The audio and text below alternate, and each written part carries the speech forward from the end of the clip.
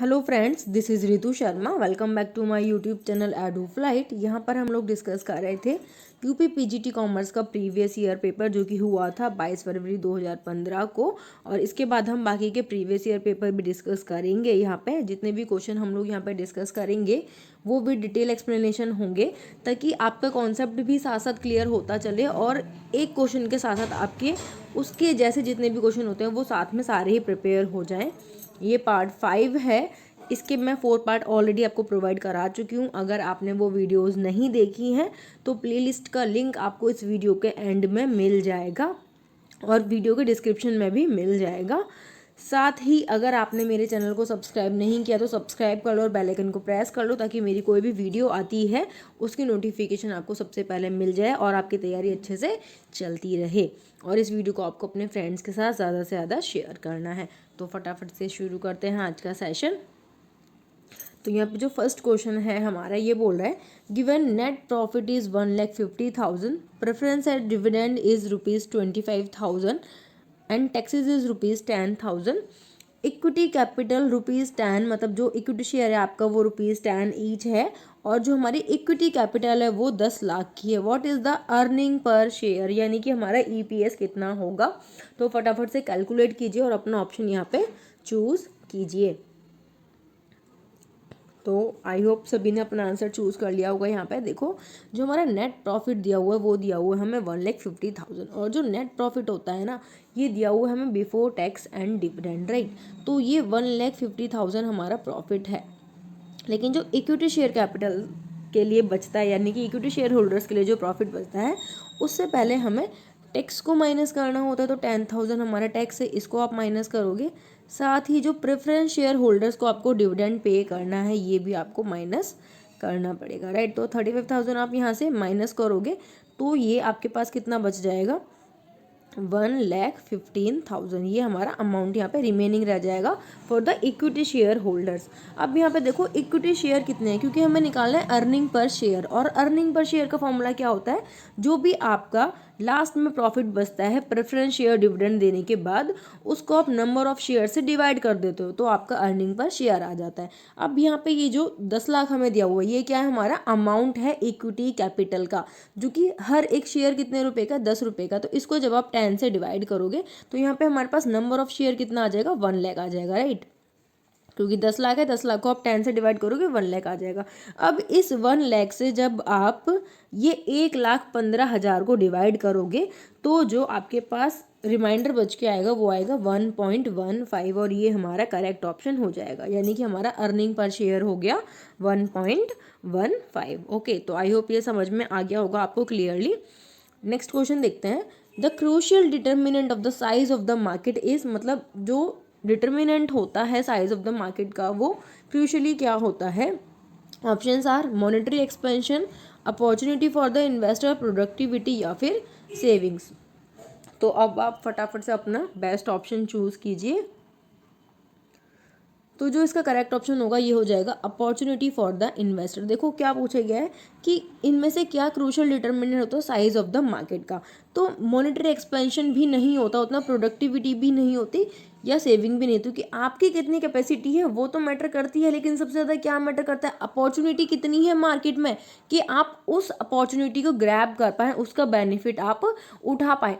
तो size of the market का जो डिटर्मिनेंट होता है वो बेसिकली किसको माना जाता है, अपॉर्चुनिटी फॉर द इन्वेस्टर को। ये हमारा करेक्ट ऑप्शन हो जाएगा। Okay, next question is mister Pawan was born on April 18। अब ये टेक्स्ट से आ गया क्वेश्चन। इसमें लिखा हुआ है कि वो अप्रैल 18, 1986 को बॉर्न हुए इंडिया में ही, and later on he took the citizenship of the USA. उन्होंने सिटीजनशिप ले ली यूएसए की।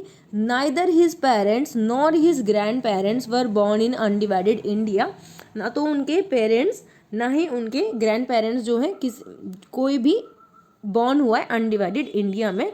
इन दिस केस मिस्टर पॉ शैल बी एन, या फिर ये पवन होगा, sorry, mister Pavan shall be N. तो जो मिस्टर पवन है उनका क्या स्टेटस होगा इंडिया में। ऑप्शन है हमारे पास पर्सन ऑफ इंडियन ओरिजिन, या फिर सिटीजन ऑफ इंडिया, या फिर फॉरेन नेशनल, या फिर नन ऑफ द अबव। तो फटाफट से अपने एक ऑप्शन चूज कीजिए यहाँ पे। तो इस क्वेश्चन को ना आप ऑप्शंस के थ्रू भी कर सकते हो अगर आप इसको एग्जैक्टली नहीं जानते हो तो, ठीक है। तो यहाँ पे देखो सिटीजन ऑफ इंडिया तो नहीं होगा क्योंकि उन्होंने सिटीजनशिप कहाँ की ले रखी है, यूएसए की, और इंडिया में ये कॉन्सेप्ट फॉलो नहीं होता डुअल सिटीजनशिप का, ठीक है। अगर आप कहीं बाहर किसी कंट्री के सिटीजनशिप ले लेते हो दैट मीन्स इंडिया में आपकी जो सिटीजनशिप है वो नहीं रहती है, ठीक है। तो इंडियन सिटीजन तो नहीं होगा, ये ऑप्शन हमारा कैंसिल हो गया। अब अगर आपको पर्सन ऑफ इंडियन ओरिजिन का कॉन्सेप्ट पता है तो आप इस क्वेश्चन को करके ले जाओगे, ठीक है। अब यहाँ पे मैं क्लियर कर देती हूँ, ये पर्सन ऑफ इंडियन ओरिजिन भी नहीं है। वो क्यों नहीं है अभी हम यहाँ पे आगे डिस्कस करेंगे। तो हमारे पास क्या ऑप्शन बचा यहाँ पे, अ फॉरेन नेशनल, मतलब कि इसका जो स्टेटस होगा इंडिया के हिसाब से वो क्या होगा, फॉरेन नेशनल, किसका, पवन का, ठीक है। ये हमारा करेक्ट ऑप्शन हो गया। अब यहाँ पे एक कॉन्सेप्ट आता है पर्सन ऑफ इंडियन ओरिजिन का, इसको समझ लेते हैं हम यहाँ पे कि ये इंडियन ओरिजिन के क्यों नहीं है, क्योंकि ये कॉन्सेप्ट आपको और भी क्वेश्चंस में हेल्प करेगा। तो पर्सन ऑफ इंडियन ओरिजिन होता है क्या है, a person is said to be Indian origin if he or either of his parents or any grandparents was born in undivided India before India was partitioned। मतलब जब India का partition नहीं हुआ था उससे पहले अगर वो पर्सन या तो खुद या फिर उसके पेरेंट्स या फिर ग्रैंड पेरेंट्स यानी कि ये सब इनमें से कोई भी अनडिवाइडेड इंडिया में अगर बॉर्न हुआ है तब उस केस में उस पर्सन को पर्सन ऑफ इंडियन ओरिजिन बोला जाएगा। अब यहाँ पे इसने क्लियरली बोला था क्वेश्चन में कि देखो इनका जो बर्थ है इंडिया का वो कब का है, ये पार्टीशन के बाद का है, राइट, ठीक है, क्योंकि पार्टीशन कब हुआ 1947 में, तो ये तो बाद का जन्म है इनका। अब इसने यहाँ पे क्लियरली बोल दिया यहाँ पे कि ना तो इनके पेरेंट्स पैदा हुए हैं अनडिवाइडेड इंडिया में, ना ही इनके ग्रैंड पेरेंट्स पैदा हुए हैं। दैट मीन्स ये पर्सन ऑफ इंडियन ओरिजिन तो नहीं है, तो इसलिए हमारा करेक्ट ऑप्शन था फॉरेन नेशनल। और ये कॉन्सेप्ट आपको इसलिए भी पता होना जरूरी है कि जब हम रेजिडेंशियल स्टेटस कैलकुलेट करते हैं तो जो हमारे पास वहाँ पे दो बेसिक कंडीशन होती हैं तो उसमें से सेकंड वाली बेसिक कंडीशन एप्लीकेबल नहीं होती पर्सन ऑफ इंडियन ओरिजिन पे, ठीक है। तो ये चीज़ें आपको पता होनी चाहिए। इसी के साथ साथ जो रेजिडेंशियल स्टेटस होता है कैसे हम कैलकुलेट करते हैं कि पर्सन रेजिडेंस होगा, रेजिडेंस के साथ साथ ऑर्डिनरी रेजिडेंस होगा या नॉन ऑर्डिनरी रेजिडेंस होगा या फिर नॉन रेजिडेंस होगा, तो ये सारी चीज़ें आपको पता होनी चाहिए। तो इनके साथ साथ नोट्स तैयार करते रहिए और जो जो चीज़ें यहाँ पे एक्स्ट्रा आपको लगती है ना इसके साथ साथ ये चीज़ें भी अटैच हो सकती है उनको थोड़ा थोड़ा गूगल करा करो या फिर कमेंट में लिख दिया करो ताकि ये चीज़ें आपके माइंड में रह जाएँ। Okay, next question is business means. अब ये तो बहुत ईजी क्वेश्चन है। बिजनेस मीन्स क्या होता है, ऑप्शंस दिए हुए हैं हमें, commerce, industry and commerce, trade and commerce या फिर selling and buying of goods. तो अब आपको यहाँ पे करेक्ट ऑप्शन चूज करना है। The correct option is business means industry and commerce, क्योंकि जब हम बिजनेस को बाइफरगेट करते हैं तो उसके दो पार्ट्स निकल के आते हैं, इंडस्ट्री एंड कॉमर्स। ये हमारा करेक्ट ऑप्शन हो गया। इसको थोड़ा सा समझ लेते हैं, स्टार्टिंग से ही समझते हैं, ठीक है। अगर हम ह्यूमन एक्टिविटीज़ की बात करें कि ह्यूमन अगर कोई एक्टिविटीज़ करते हैं तो उसको हम बेसिकली दो पार्ट में डिवाइड करते हैं, एक तो नॉन इकोनॉमिक एक्टिविटी और एक इकोनॉमिक एक्टिविटी, ठीक है। नॉन इकोनॉमिक एक्टिविटीज़ क्या होती हैं, जिनको आप अपने मन की तसल्ली के लिए करते हैं, ठीक है, मतलब कि उससे आप पैसा कमाने के लिए नहीं कर रहे हो, जस्ट ऐसे ही कर रहे हो, ओके। लेकिन एक इकोनॉमी एक्टिविटी क्या होती है, जिससे आप कुछ अर्न करना चाहते हो, आप प्रॉफिट मोटिव से कर रहे हो, उसको अर्निंग के पर्पज से कर रहे हो। अब ये जो इकोनॉमिक एक्टिविटी होती है इसको फर्दर हम तीन पार्ट में डिवाइड करते हैं, प्रोफेशन के अंदर, बिजनेस के अंदर या फिर एम्प्लॉयमेंट के अंदर, ठीक है। तो या तो आप अपना खुद का बिजनेस कर रहे हो, वहाँ से भी आपको अर्निंग होगी, या फिर आपका कोई प्रोफेशन है, लाइक आपका डॉक्टर हो गया, आपकी टीचिंग हो गई, आपका जो एडवोकेट्स होते हैं, ये सारे एक इसमें आ जाते हैं, प्रोफेशन के अंदर आते हैं, जिसके लिए एक प्रॉपर कोड ऑफ कंडक्ट होता है, ठीक है। तो ये प्रोफेशन में आ जाते हैं सारे। अब नेक्स्ट होता है एम्प्लॉयमेंट, आप सैलरीड पर्सन है, आप किसी के अंडर काम करें, तो ये सारी किसके अंदर कंसिडर की जाती हैं, इकोनॉमिक एक्टिविटीज़ के अंदर। अब हम बात करते हैं बिजनेस के, सिर्फ कि बिजनेस के क्या क्या पार्ट्स होते हैं। तो अगर आप देखोगे यहाँ पे कि टाइप ऑफ बिजनेस को दो पार्ट में डिवाइड किया गया, इंडस्ट्री एंड कॉमर्स में। अब यहाँ पे इंडस्ट्री की भी, ये हमने लास्ट स्लाइड में भी पढ़ा था, इंडस्ट्री भी तीन टाइप की हमने तीन कैटेगरी में डिवाइड किया हुआ है, primary industry, secondary industry and tertiary industry. इसको मैंने डिटेल में पढ़ाया था लास्ट किसी वीडियो में, तो आप जाके देख सकते हैं उस वीडियो को अगर आपने नहीं देखी है तो। एंड कॉमर्स के दो पार्ट होते हैं, trade and auxiliaries to trade. तो यहाँ पे आपका selling and buying of goods आ जाता है, और यहाँ पे जितनी भी हेल्पिंग एक्टिविटीज़ होती हैं उस ट्रेड को परस्यू करने के लिए, चाहे आपका वो ट्रांसपोर्टेशन हो, वेयर हाउसिंग हो, वो सारी इसके अंदर आ जाती है। तो आई होप ये छोटी सी एक्सप्लेनेशन आपको बहुत हेल्प करेगी। यहाँ पे क्लियरली यहाँ पे सारी चीज़ें डिफाइन की गई हैं, ह्यूमन एक्टिविटीज़ से लेके बिजनेस तक। ओके, तो इसको एक बार दोबारा देख लेना, क्लियर हो जाएंगी सारी चीज़ें। Next question is the agricultural income is exempt under the following section of income tax act. Agriculture income को किस सेक्शन के अंदर इनकम टैक्स के एग्जाम्प्ट किया जाता है? Options are section 15, section 6, section 10 and section 10(1), यानी कि सेक्शन 10 सब सेक्शन 1। तो आपको करेक्ट ऑप्शन चूज करना है यहाँ से। तो इसका जो राइट ऑप्शन है ये है सेक्शन 10 सब सेक्शन 1। इसको थोड़ा सा समझ लेते हैं। तो अगर हम टाइप्स ऑफ एग्रीकल्चर इनकम की बात करें, इसको इनकम टैक्स एक्ट के सेक्शन 2 में डिफाइन किया गया है। वो क्या क्या है? रेंट और revenue derived from the land. इसका भी एक क्वेश्चन था कि इनमें से प्रीवियस किसी वीडियो में इनमें से किसको एग्रीकल्चरल इनकम में इंक्लूड किया जाता है, तो वहाँ पे ये ऑप्शन हमारा करेक्ट ऑप्शन था, राइट। तो क्या क्या आता है एग्रीकल्चरल इनकम में? रेंट और revenue derived from the land, income from the agricultural operations, या फिर income from farm house building attach to the agricultural land. Farm house या फिर ऐसी बिल्डिंग जो कि अटैच है एग्रीकल्चरल लैंड से, उससे जो भी इनकम होती है उसको हम एग्रीकल्चर इनकम में कंसीडर करते हैं। और ये तीनों ही एग्जाम्प्ट होती है, क्योंकि क्वेश्चन में क्या पूछा गया? एग्जाम्पशन। ये तीनों ही इनकम जो भी एग्रीकल्चर इनकम है यहाँ पे, ये तीनों ही एग्जाम्प्ट होती हैं, फुली एग्जाम्प्ट होती हैं अंडर सेक्शन 10 सब सेक्शन 1। तो ये थी इसकी एक्सप्लेनेशन। तो हमारा करेक्ट ऑप्शन क्या था? Section 10 and sub section 1। Okay, तो ये चीज़ें ध्यान रखना क्या क्या चीज़ को एग्रीकल्चर इनकम के अंदर इंक्लूड किया जाता है, और ये फुली एग्जाम्प्ट होती है। Next is a firm has a variable cost ₹100 at a 5 units of the output. मतलब कॉस्ट आ रही है 100 रुपीज़, कितनी यूनिट्स की? 5 यूनिट्स की। इफ़ फिक्स्ड कॉस्ट इज ₹40, अगर फिक्स कॉस्ट आपकी 40 रुपीज़ है, what will be the average cost, sorry what will be the average total cost at 5 units of the output. तो अब यहाँ पे ये टोटल कॉस्ट की बात कर रहा है कि 5 यूनिट की एवरेज टोटल कॉस्ट कितनी होगी, यानी कि पर यूनिट आपकी कितनी एवरेज टोटल कॉस्ट आएगी। तो इसको थोड़ा सा आपको कैलकुलेट करना पड़ेगा। तो फटाफट से अपना ऑप्शन चूज करो। 28 होगी, 60 होगी, 12 होगी, या फिर 140 होगी। ओके, तो अगर जिसने इस क्वेश्चन को जल्दी जल्दी में पढ़ा वो गलत भी कर सकता है इसको, है ना। तो इसको समझ लेते हैं थोड़ा सा। देखो 100 रुपीज़ दी तो हुई है यहाँ पे, लेकिन ये 5 यूनिट की कॉस्ट है, 1 यूनिट की कॉस्ट नहीं है। तो 1 यूनिट की कॉस्ट कितनी आ जाएगी? 100/5, यानी कि 20। ये 1 यूनिट की क्या कॉस्ट है? ये वेरिएबल कॉस्ट है। ओके, अब यहाँ पे इसने बोला जो फिक्स्ड कॉस्ट है वो 40 रुपीज़ है। अब ये 40 जो रुपीज़ है ये फिक्स कॉस्ट है। अब हमें निकालना है एवरेज टोटल कॉस्ट। तो 1 यूनिट की आप एवरेज टोटल कॉस्ट कैसे निकालोगे? फिक्स कॉस्ट को भी आप 5 यूनिट में डिवाइड कर दो। तो 40/5 जब आप करेंगे तो ये कितना आ जाएगा? 8 रुपीज़ आ जाएगा। और ये हो गई आपकी फिक्स कॉस्ट, पर यूनिट की बात हो रही है, ठीक है। टोटल फिक्स कॉस्ट तो ये है, लेकिन ये पर यूनिट फिक्स कॉस्ट आ गई। तो आपकी टोटल एवरेज कॉस्ट जो है ये कितनी आ जाएगी? 28 रुपीज़। टोटल एवरेज कॉस्ट की बात हो रही है, सिर्फ वेरिएबल कॉस्ट की बात नहीं हो रही यहाँ पे। इसको एक मेथड से आप और कर सकते थे, 100 और 40 को ऐड कर दो, देन 5 से डिवाइड कर दो। तो 140 को 5 से डिवाइड करते हैं तब भी हमारे कितना आ जाएगा? 28 आ जाएगा। तो हमारा करेक्ट ऑप्शन हो गया 28। नेक्स्ट क्वेश्चन देखते हैं। Next question is cost volume profit analysis is based on several assumptions.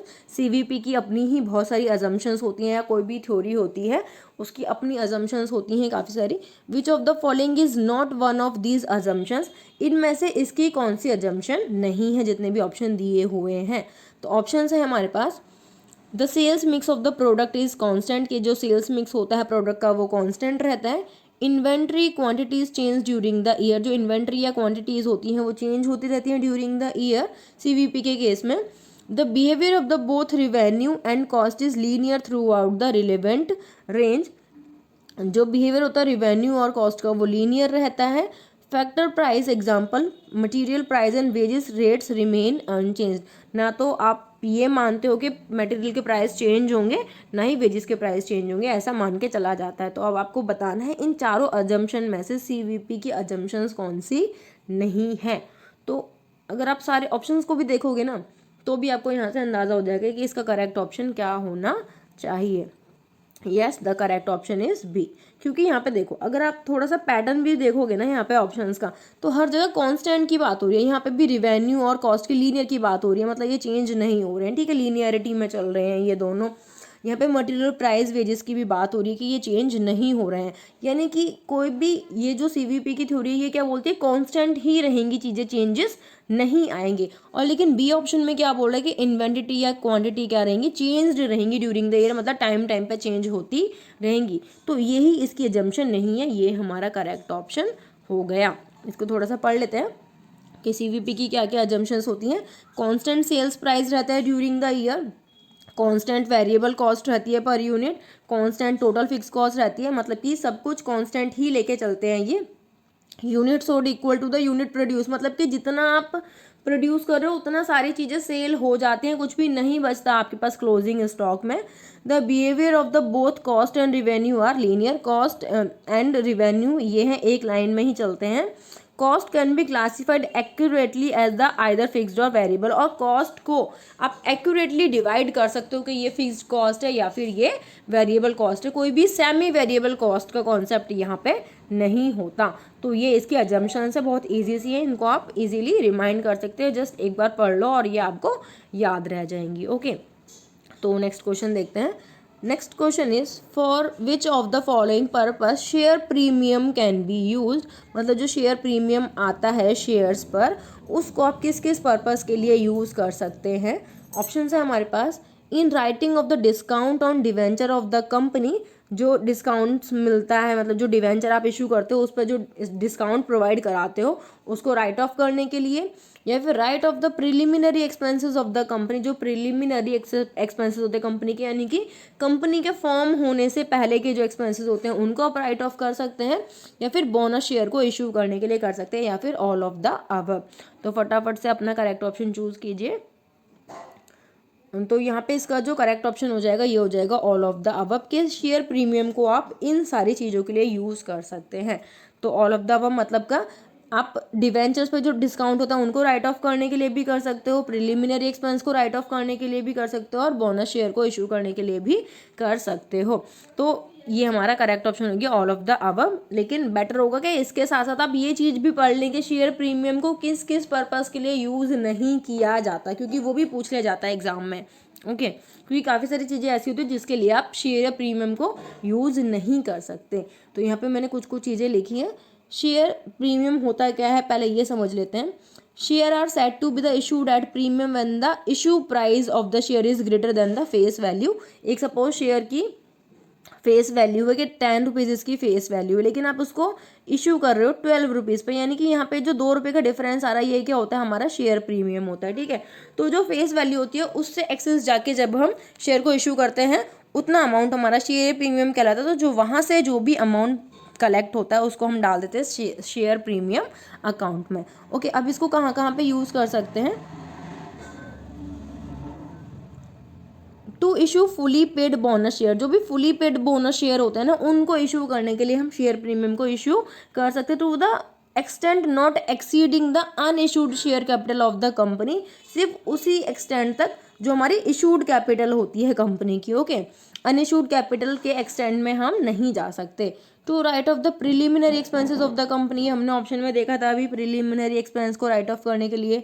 To write off the expense of or commission paid or discount allowed on any security, मतलब किसी भी security पे आपने discount दिया है या कमीशन दिया है तो उसको राइट ऑफ कर सकते हो आप, चाहे फिर वो आपके डिवेंचर्स हो चाहे फिर वो आपके प्रेफरेंस शेयर्स हो। To pay the premium on the redemption of the preference share और the debentures of the company, मतलब जब आप रिडीम करते हो प्रेफरेंस शेयर को, वापस लेते हो अपनी कंपनी में या डिवेंचर्स को, तो उस टाइम पे अगर कोई प्रीमियम पे किया जाता है तो उसको पे करने के लिए भी आप सिक्योरिटी प्रीमियम का अमाउंट यूज कर सकते हो।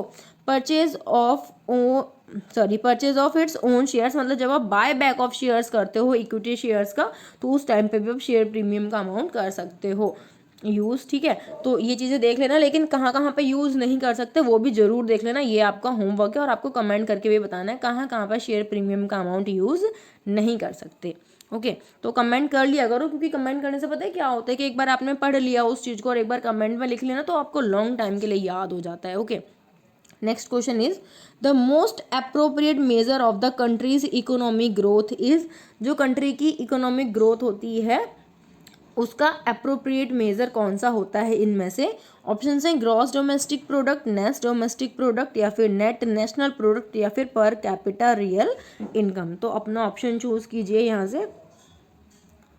So the correct option is per capita real income. Okay, कि मतलब किसी भी कंट्री का जो मोस्ट अप्रोप्रिएट मेजर माना जाता है इकोनॉमिक ग्रोथ का, वो माना जाता है पर कैपिटा रियल इनकम को।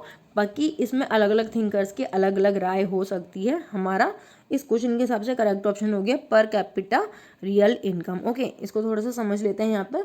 The most appropriate measure of the countries economic growth is it's per capita real income.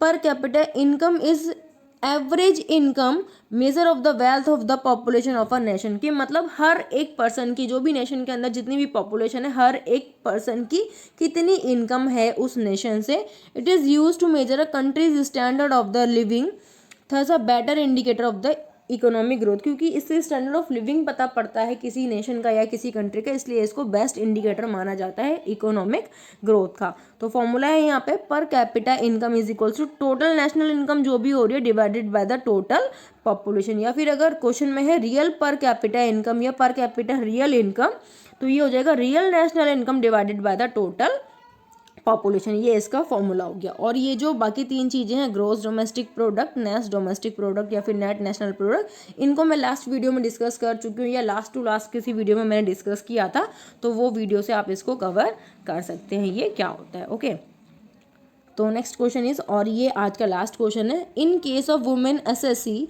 Her agricultural income of ₹8,000 shall be, मतलब कोई वुमेन एसएससी है जिसकी एग्रीकल्चरल इनकम कितनी है 8,000 है, shall be included in her total income, वो उसके total income में, टैक्सेबल इनकम में इंक्लूड की जाएगी if her total income is more than the following. कब की जाएगी कि उसकी टोटल इनकम जो किससे ज़्यादा होनी चाहिए। ए ऑप्शन है ₹1,35,000, बी ₹1,50,000, सी ₹2,00,000 एंड डी ₹2,25,000। तो यहाँ पे देखो मैं इसको क्लियर कर देती हूँ थोड़ा सा। ये जो क्वेश्चन पेपर है ये 2015 का है, और उस टाइम पे हमारी जो स्लैब्स थी उसके हिसाब से यहाँ पे जो इसका करेक्ट ऑप्शन है वो 2 लाख है, लेकिन अभी ये चेंज हो चुका है। अभी अगर ये क्वेश्चन आता है तो आपका करेक्ट ऑप्शन हो जाएगा 2,50,000।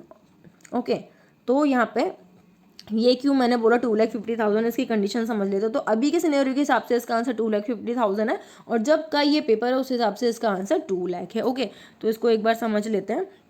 देखो, जो हमारी एग्रीकल्चरल इनकम होती है वो टैक्सेबल इनकम में कब इंक्लूड की जाती है, जब net agricultural income is more than INR 5,000, मतलब जब वो ₹5,000 से ज़्यादा हो, और total income excluding net agricultural income, मतलब कि एग्रीकल्चरल इनकम के बिना जो बाकी की टोटल इनकम है किसी एसएससी की, वो बेसिक एग्जाम्प्ट स्लैब लिमिट से क्या हो, ज़्यादा हो। ठीक है, तो अभी के टाइम पे जो हमारी एग्जाम्प्ट लिमिट है वो कितनी है 2,50,000 है, मतलब कि 2,50,000 तक किसी भी पर्सन को कोई भी टैक्स नहीं देना होता है। यहाँ तक टैक्स रेट कितना होता है, नील होता है, राइट। तो हमारी मैक्सिमम स्लैब कितनी होगी जो एग्जाम्प्ट रहती है, बेसिक स्लैब, वो होगी 2,50,000। और अगर आपकी इनकम 5,000 से ज़्यादा है तो इस केस में इस वुमेन की इनकम कितनी थी, 8,000 थी, है ना। तो हमारे यहाँ पर राइट ऑप्शन क्या हो जाता है, ये तब ही इंक्लूड होगी टैक्सेबल इनकम में जब इसकी जो अदर टोटल इनकम है वो 2,50,000 से ज़्यादा हो। ये हमारा हो जाता है यहाँ पे करेक्ट ऑप्शन। ओके, तो यही थे आज के क्वेश्चंस। बाकी क्वेश्चन हम लोग नेक्स्ट क्लास में डिस्कस करेंगे। तो आई होप जितने भी क्वेश्चन हमने यहाँ पे डिस्कस किए हैं आप लोगों को अच्छे से क्लियर हुए होंगे। अभी भी कोई कन्फ्यूजन है तो आप मुझे कमेंट बॉक्स में पूछ सकते हैं। वीडियो अच्छी लगती है तो प्लीज़ वीडियो को लाइक करा करो, वीडियो को शेयर करा करो, और अभी तक भी आपने चैनल को सब्सक्राइब नहीं किया है तो सब्सक्राइब कर लो और बेल आइकन को प्रेस कर लो, ताकि आगे आने वाली वीडियोस की नोटिफिकेशन आपको मिलती रहे और आपकी तैयारी स्मूथली चलती रहे। मिलते हैं नेक्स्ट वीडियो में, तब तक के लिए take care, bye bye, all the best.